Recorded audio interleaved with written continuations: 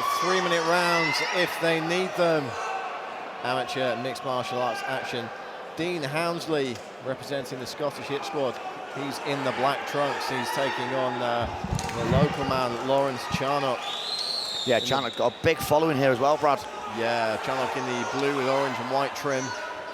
And again, Jamie, this looks like it's going to be a high-level amateur contest. Yeah, very high level. Anyone with Shea Walsh in the corner is going to be a decent guy straight away. Good pressure against the cage. Yeah, early doors here. It's Charnock looking for the takedown, but he's been reversed now by Dean Hounsley.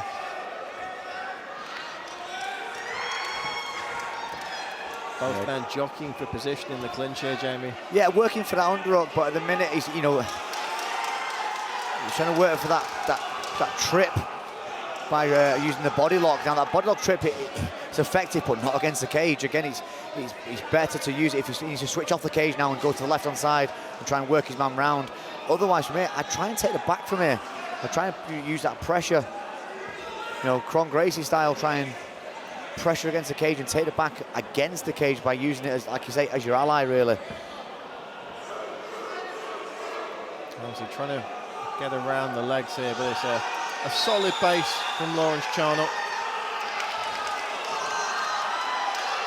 And they split centre of the cage. It's Dean Hounsley taking the middle, looking to back his man up here. Yeah, Hounsley looking the better of the two pressure fighters on his feet, for sure. And a big body kick there.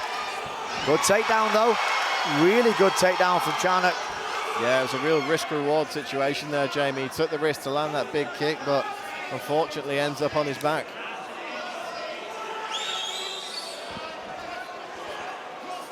Working in that half guard position from the top now, as we've said a few times tonight. That half guard position, wonderful for MMA. More so pro MMA with the elbows included, but he's now trying to work for a Darce choke there, trying to work his way through. And that underhook stopping that Darce, and that's exactly why he's worked his way back up there. Yeah, good stuff from Dean Hounsley there to, as the Wu-Tang Clan say, protect your neck. Exactly that. He protected it well, used the underhook perfectly, but again, he's still trying that overhook, threading it through. He says to me he's still trying to work for a potential Darce choke at some point. Good use of the underhook there to stop that takedown. So here that head's now below the belt, so he can pressure him off, and he has done. He's done it well. Switched it round against the cage, using that head pressure now. I switched for a single leg now, trying to rip his man off the cage, but he's not going to have time. And that's a real torrid affair in terms of the grappling there, Jamie. We didn't see a massive amount of striking in that round, but some good grappling exchanges, and a bit of a stalemate for my money. Yeah, I think Hounsley wanted to probably strike more, looking at his style and the way he moves, but he got caught into a grappling exchange very quickly. And as you know, the Scottish hit squad we know very well, and their style of fighting is very, very sort of crisp and to the point, and you know they'll come to the striking's always on point, but that was made into a very scrappy sort of transitional grappling war, really, both sides. It was good to watch for the grappling fans out there. As we know though, Shea Walsh, you know, great striking background, great MMA background in general, but his striking was, I think he was doing Thai under Sandy Holt, I think it was, for quite some time. So again, you know, and the best broken jaw in MMA history, right? Oh yeah, absolutely was, yeah. I was there for that night. Nice body kick there from Laurence Charnock. Hounsley looking to pressure his man back up against the cage as well. Yeah, it's a lot of body exchanges, big body shots coming in. And, you know, we talked about the grappling exchanges, and you know it does take it out of you, but today's a big body shot there. Today's a hot day, Jamie, and this building's getting fairly humid, and you know, of course, the guys getting sweaty in these grappling exchanges might make things a little bit more difficult as the fight wears on. Yeah, and this is the thing we're seeing so far. I think both of these two, that's a nice up kick from the front, right to the chin as well. Millimeters away from a serious shot there. And they are letting the hands go in this round. Hounsley switching up really well here. Nice jab from Hounsley, and he seems to be discombobulating his man a little bit up against the cage. He's landing that jab again. Yeah, I think Hounsley's taking over this a little bit now. I think you can see the welts across the body of Charnock, and Hounsley's sort of smelling blood a little bit, I think, and you can see by the way he's throwing them kicks with real venom as well. Yeah, looking very, very focused there, and Charnock immediately trying to tie his man up, gets pressed against the cage. Let's see what he can do from here. So that head on the outside, he needs to pressure the head in a little bit if he's going to start to work for a takedown. At the minute, that's quite an easy, yeah, you can throw your man off quite easy, which Charnock's just done and turned him round. It's because of the head position in there. He didn't have it centralised, he didn't have it under the chin, and was just sort of flailing his head. Hounsley separates, lands a nice kick to the body. For me though, Charnock's allowing too many kicks to be thrown at him without any sort of repercussion. Yeah, his mouth's wide open as well, Jamie, so he's taking some deep breaths here, and that perhaps isn't a good sign. Dropped to one knee there to potentially go for a takedown. I think he was in two minds there what to do. But he's going to make Dean Hounsley work here. Hounsley working for that like sort of 10-finger guillotine position there.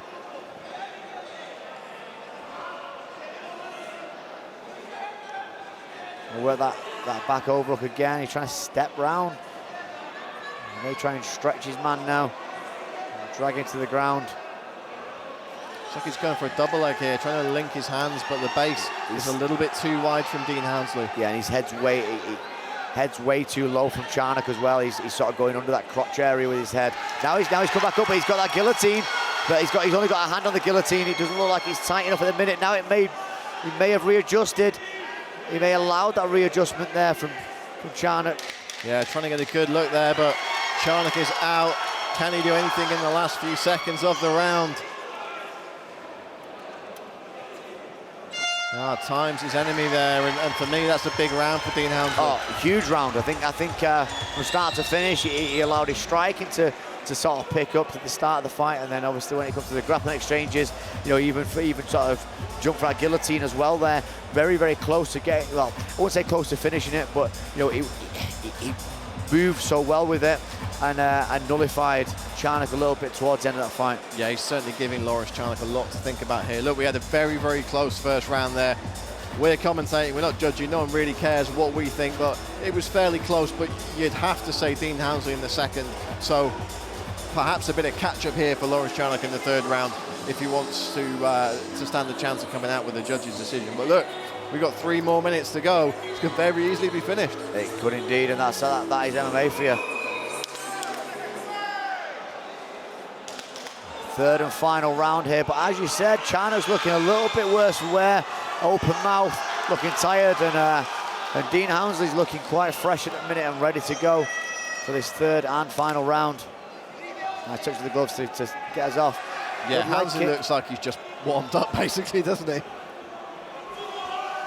Using that stiff jab, though, in this round. Charnock, which you've not seen as much. A nice uppercut there from the back foot. Oh, and a nice kick to the head there from Charnock. Very long limbs. I'd be keeping it on the outside if I was him anyway. I think just the length of him. Charnock looking to get right back into this one. And there's been some big momentum shifts here. Right hook from Hounsley, and Hounsley now looking for the takedown. Yeah, so it's the other way around now, so a little bit of a higher head on that. He's going to potentially off that single leg high crotch takedown now. Especially up against the cage. Needs to base his body slightly better than that. He can wrap that right leg around the left of Charnock and potentially drag him down, but he's decided to give up on that.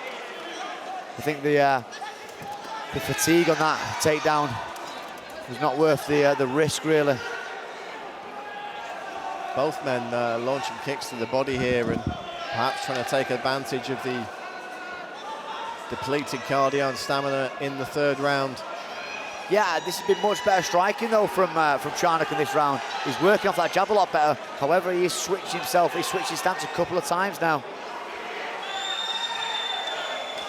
Not a lot on either of those shots there. Charnock back with the right hand though. Kick to the body from Charnock. Spinning hook kick. I think Hounsley should have really capitalised on that and maybe took the back from it straight away as he turned away, but he's gone for that. He's gone to his knees for the takedown. He's trying to go for the ankle pick now.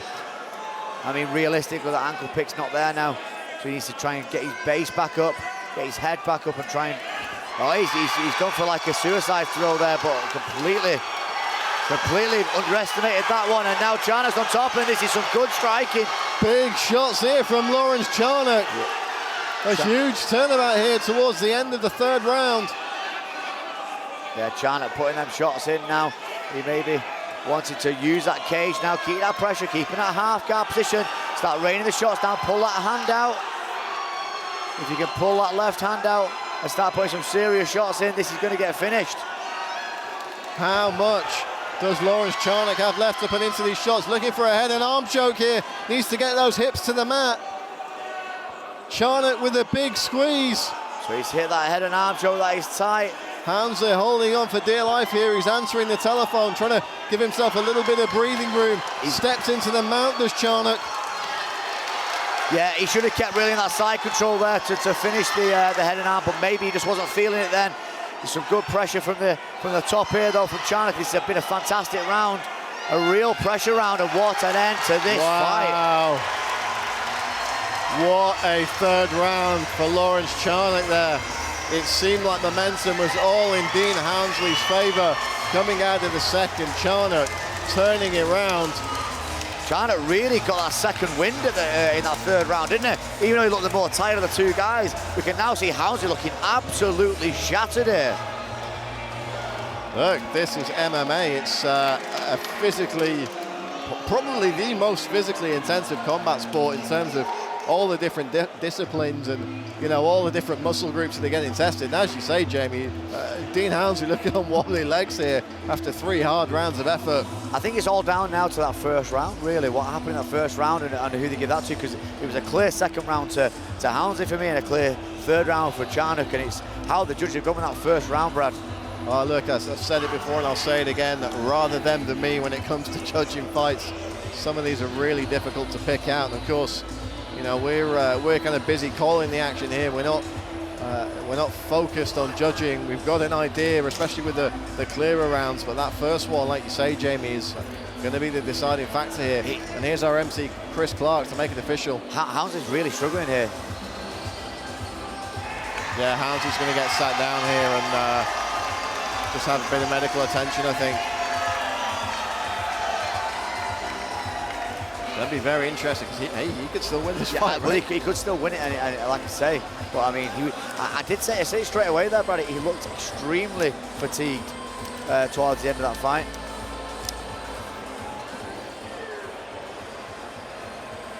Yeah, just having a little chat with our medical professionals here. Of course, fighter safety, the most important thing here at Budo and Xtreme Combat. So we're just going to take a moment's time while that gets taken care of. And, you know, look, Jamie, it's nothing serious, but if you've never been put in one of those situations where you're so fatigued that, you know, you're looking to be sick and your legs are wobbling, you've not done mixed martial arts, right? Well, absolutely, yeah. I mean, you know, I've been the most tired from training and fighting, and there's not a sickness in the world that's like it. The adrenaline dump alone. Yeah. You know, we've seen it take out elite level athletes, and of course we're talking, you know, amateur guys here. Ladies and gentlemen, for 3 rounds, we go to the judges' scoreboards for a decision. All 3 judges score the contest in favour of our winner via unanimous decision, Laurence.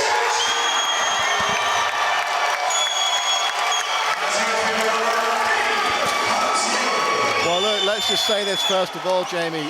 Credit to Dean Hounsley for putting on a solid performance during that fight, but of course, the plaudits go to the winner, Laurence Charnock.